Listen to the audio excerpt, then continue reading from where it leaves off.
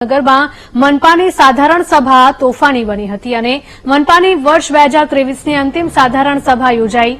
વિપક્ષના નેતા ભરત બુધેલિયાએ મેયરને સત્તા છોડી દેવા માટે પણ કહ્યું હતું। ટીપી અંગે અધિકારીએ જવાબ ન આપતા રોષ ઠાલવ્યો હતો। અધિકારીઓ માનતા ન હોય તો સત્તા છોડી દેવી જોઈએ તેવું નેતા વિપક્ષે જણાવ્યું હતું।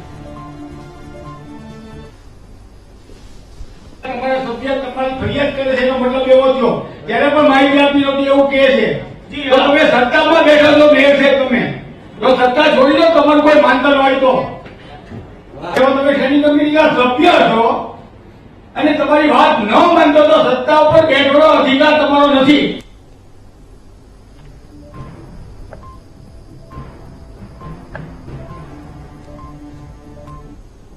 સંવાદદાતા નીતિન જોડાયા છે। નીતિન, જણાવશો કે ભાવનગરમાં મનપાની સાધારણ સભા બની હતી અને તેમાં ઉગ્ર બોલાચાલી પણ થઈ હતી।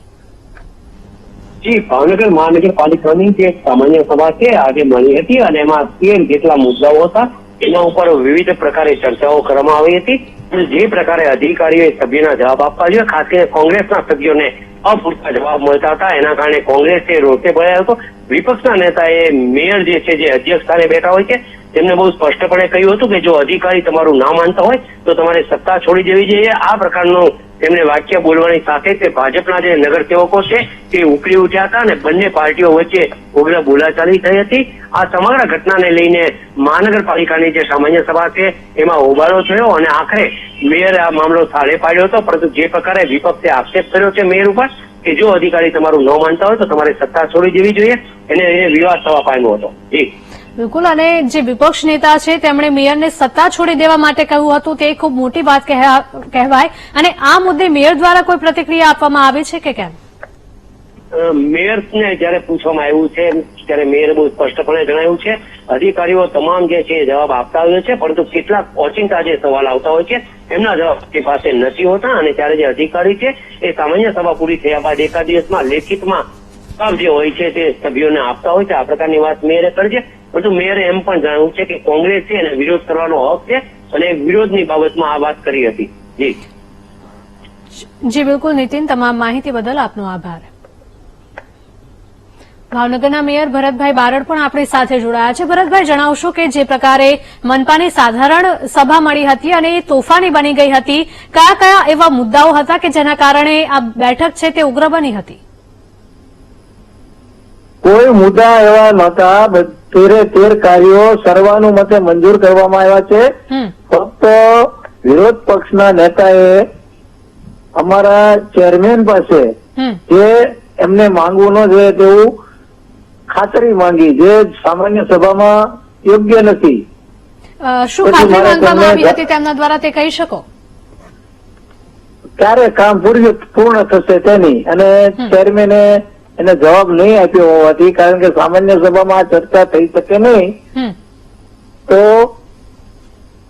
આ વાત મોટી બનાવવાની કોશિશ થઈ રહી છે, પણ એવું કઈ છે નહીં। 13 કાર્યો સર્વાનુમતે મંજૂર કરવામાં આવ્યા છે અને મેં સૂચના પણ આપી દીધી છે કે ભાઈ અમારા ચેરમેનને કે ભાઈ વિરોધ પક્ષના નેતાને તમે પછી વાત કરી લીધો અને જે કઈ હોય તે વાત વિશ્વાસ આપી દીધો।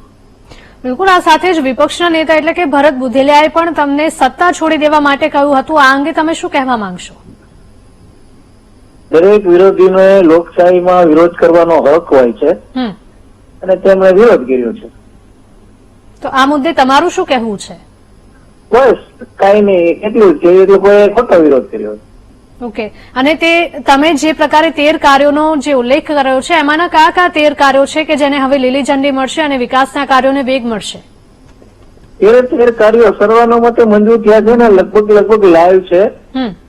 એમાં અમારો બ્રિજ નો પ્રશ્ન વધારે ચર્ચાસ્પદ એટલે થયો છે કે અમે એ કામ મેન્યુઅલ કરીએ છીએ, તેથી વાર લાગી રહી છે। અચ્છા, એટલે ચર્ચાસ્પદ થયો છે। અમે કોઈ તૈયાર પાઠ કે તૈયાર પાર્ટીશન લાવીને ફિટ નથી કરતા, પણ ત્યાં ને ત્યાં સ્થળ પર જ બનાવીએ છીએ, સ્થળ પર જ એનું મેન્યુઅલ કરીએ છીએ, એટલે વાર લાગી રહી છે ને એટલે ચર્ચામાં છે। પણ ખૂબ સારું કામ થાય છે અને લગભગ પૂર્ણતાને આરે આવવા એવું છે, થોડા સમયમાં બની જવાનું છે। જી બિલકુલ ભરતભાઈ, આપ અમારી સાથે જોડાયા તે બદલ આપનો આભાર।